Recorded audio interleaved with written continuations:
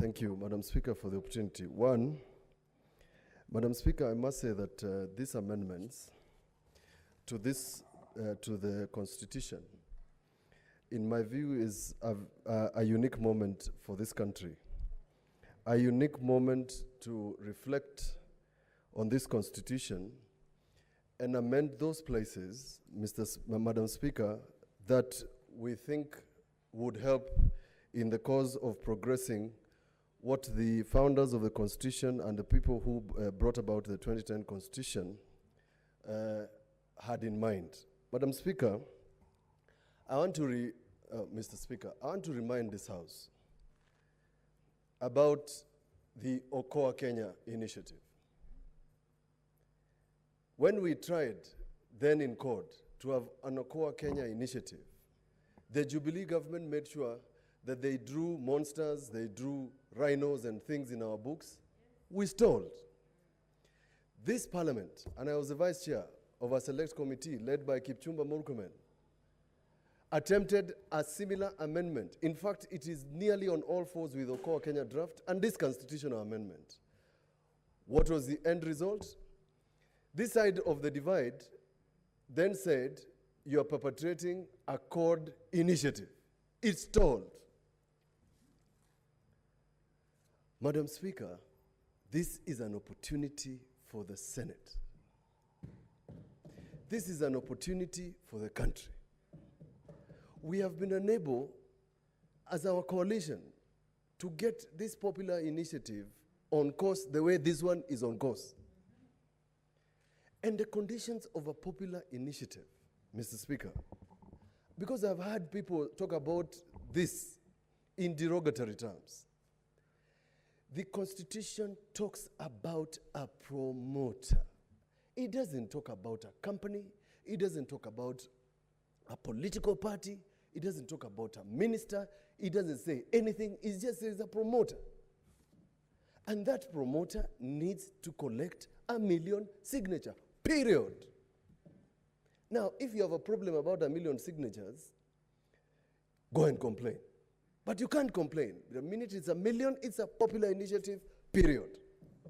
That's the end of the matter. So this is a popular initiative. If you read this report, we have found as such. And we are very good lawyers in that committee.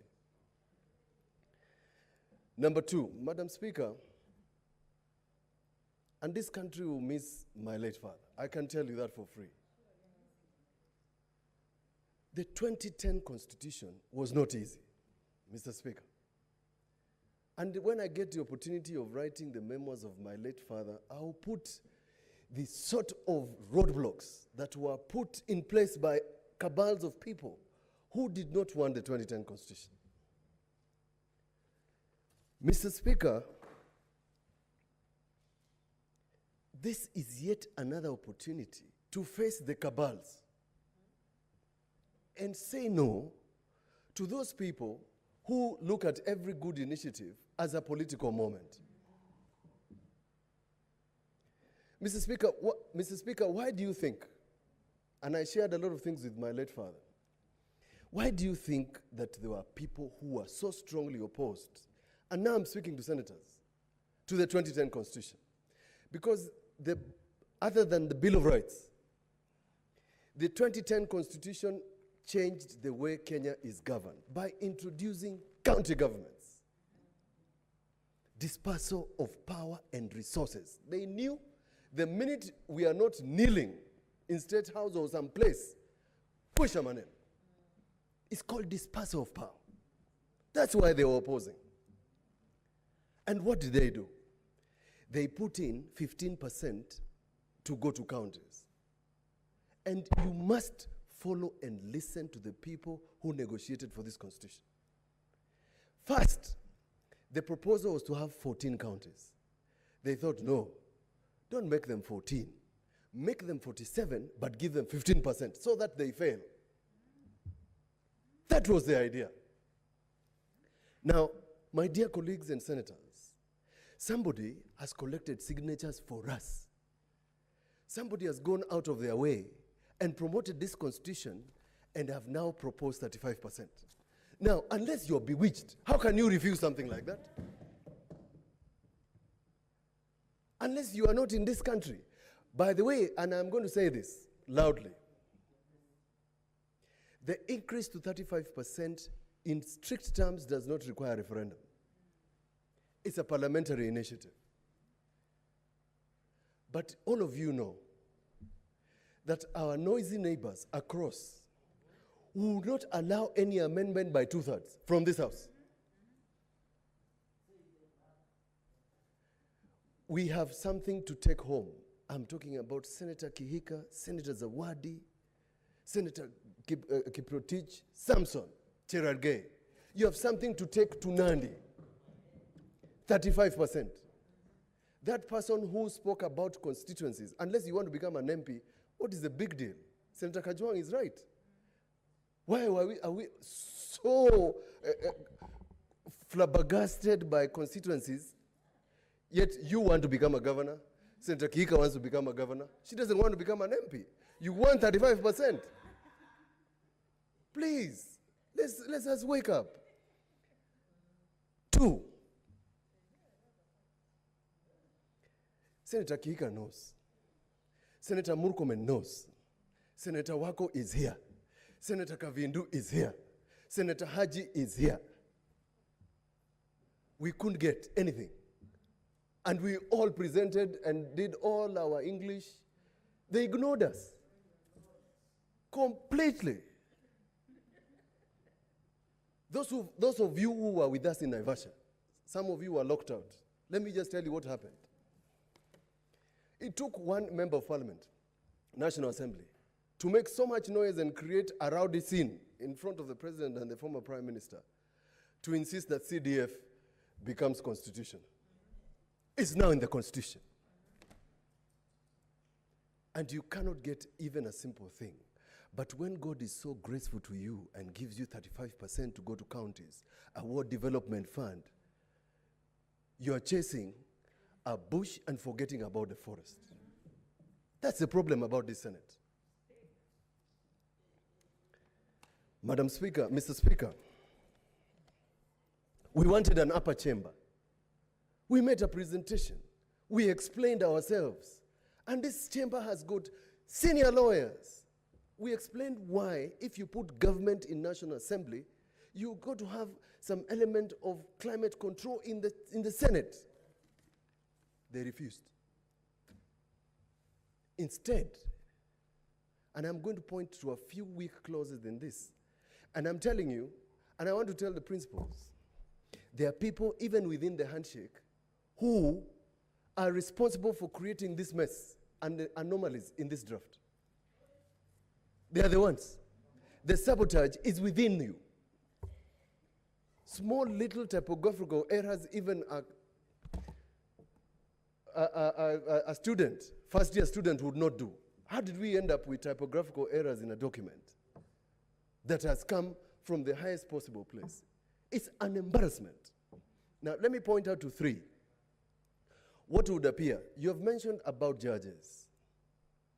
I had the pleasure of representing 2 judges who were removed by the then Justice Minister Kiraito Murungi in collaboration with the late Justice Gisheru in something they called radical surgery, where the surgeon forgot about his patient.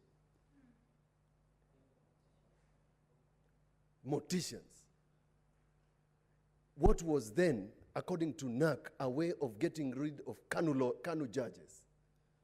And I represented them. And let me tell you, that was the beginning of causing mayhem in this country. Now, the person who included clause 43, in my view, is an amateur student of drafting.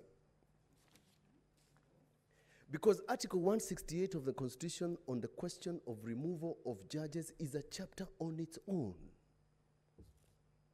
And that chapter talks about how you suspend a judge. Now, the judge can only be suspended on the recommendation of JSC by the president. And then the president appoints a tribunal. Now, this poor draftsperson, a person who doesn't even qualify to be my pupil at Kilonzo and Company Advocates, puts a clause to suspend a judge through JSC without any recourse, and without any policy, without anything, and without a right of hearing. Poor draftsmanship.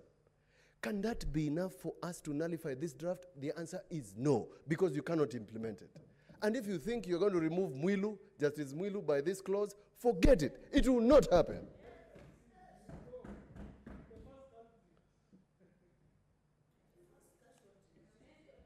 The second one. This chamber spent a lot of time amending, doing what we call the third generation formula. And that jurisdiction, my dear colleagues, is a special jurisdiction, what we call jurisdiction sui generis, under Article 217. I know where Senator Kihika stood, and I know where Senator Cherargei stood. But in the end, we made a resolution for 5 years. Now, when you amend Article 203 to include per capita as a method of dividing revenue, and you make it a constitutional issue, you have to be an amateur. Because two things. One, there's no transition for that per capita to become revenue third generation. That's one. Two, you cannot amend it unless you get 42 senators, which is not going to happen. If BBI passes and we are 94 here, it will become even more difficult. So what was the purpose? I think that person thought by making that amendment, he's going to make a few of his tribal people happy. It cannot happen. The Commission of Revenue Authority, who has a mandate of dividing revenue, told us that it is, in fact, they considered the question of per capita and thought you cannot introduce per capita for counties if you cannot introduce it for national. It's discriminatory. It's unconstitutional. You're not building bridges. You are digging holes for counties, Lamu, Tana River, Isiolo. What makes you think they are not Kenyans? It's an anathema. The schedule.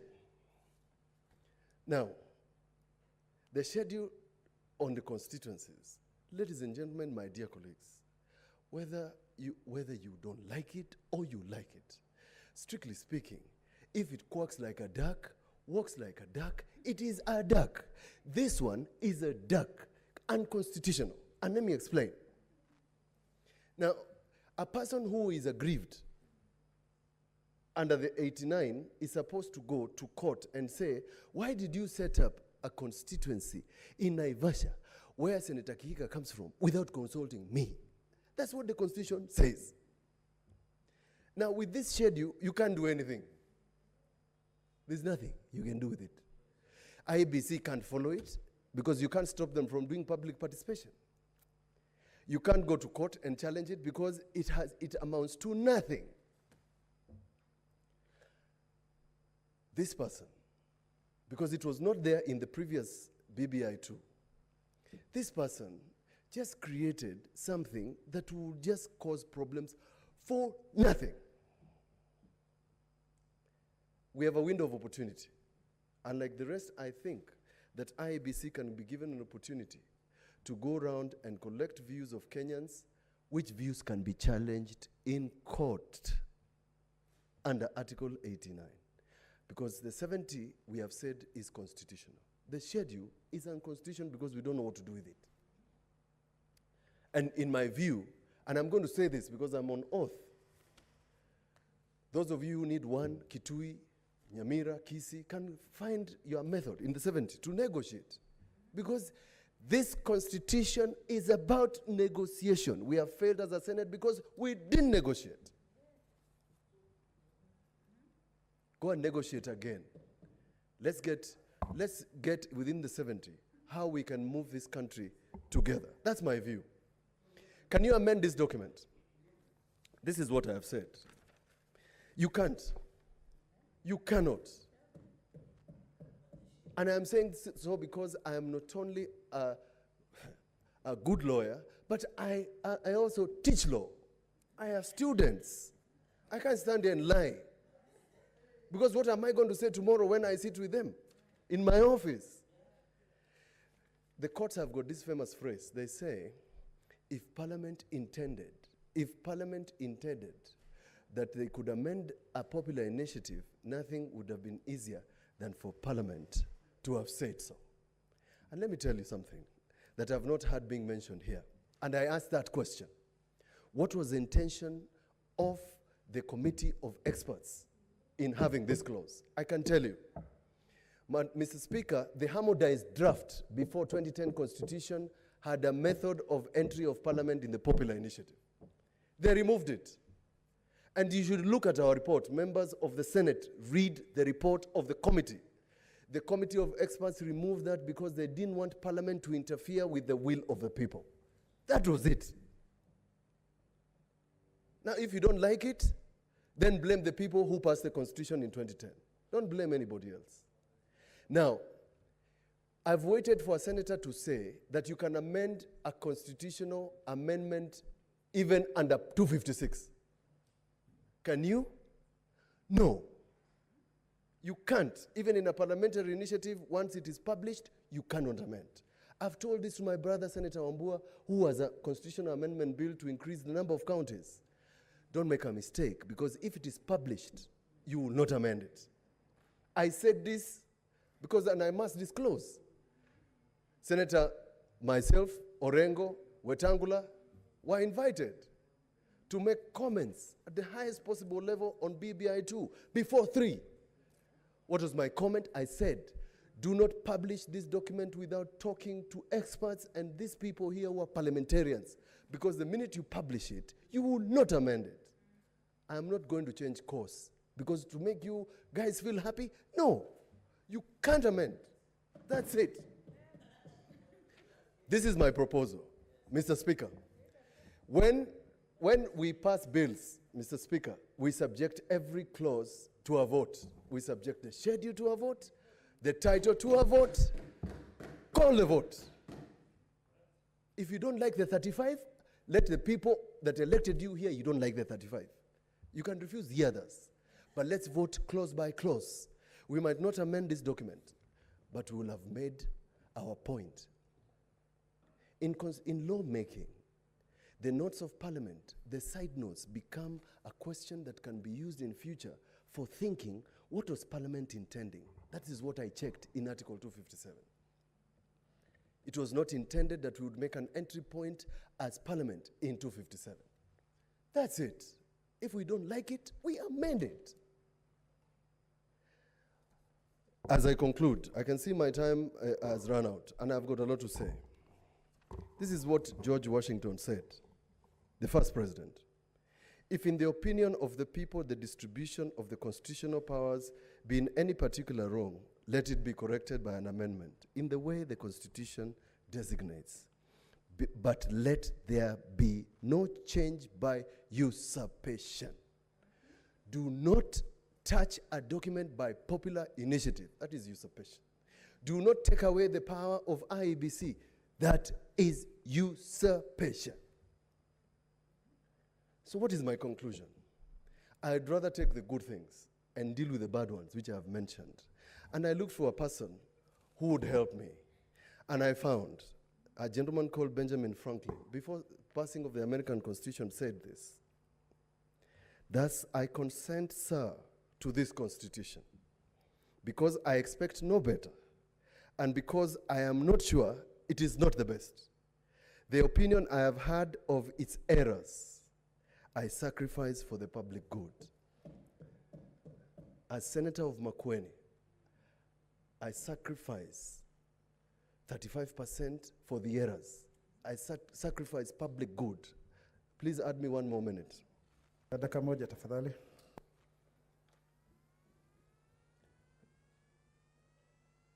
2007 was a bad year.